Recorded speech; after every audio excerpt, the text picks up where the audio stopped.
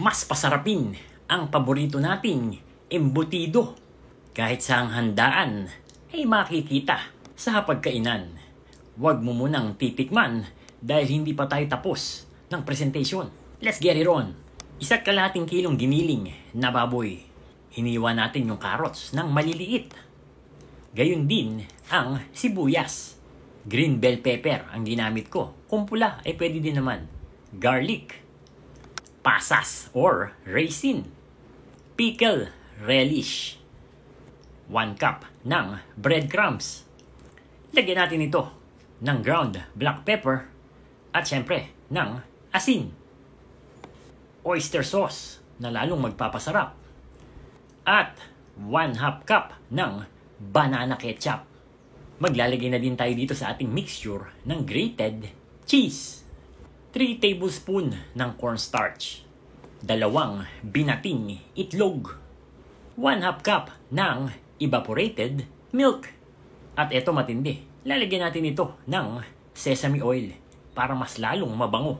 Ito ang aking sikreto at sa inyo ko lang ito sasabihin. Haluin natin ito hanggang sa mag-mix ang lahat ng ating mga ingredients.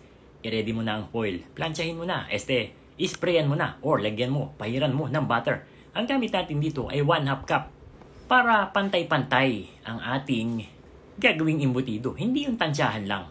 Inuna ko na dito ang cheese. Naglaga tayo ng itlog at hinati natin ito. Gamit ko ang egg slicer dito. Hotdog, syempre. At pwede na nating ikutin ito.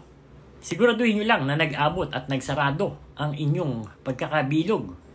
Baka naman yung isang hotdog ay nakalabas. Pagkatapos isisilid natin yung pinakagilid niya. Dahan-dahan lang at baka mabutas ang foil, lalo na kung hindi heavy duty ang gamit nyo dito. Maraming version ang naglalabasan ng embutido. Pero sinasabi ko sa inyo na itong ating embutido, pag inyong ginawa, ay hindi nyo pagsisisihan. Sobrang sarap nito. Hindi ako nagsasabi kung hindi yung mga nakatikim dito.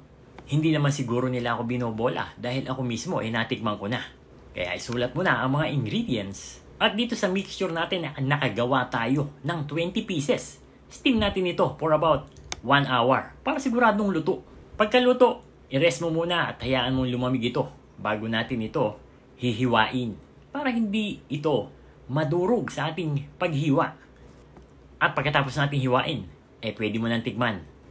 And there you have it, Candy Nation, mga kadadilicious. Ito yung ating mas pinasarap na version ng pork embutido. Sa sarap, sigurado.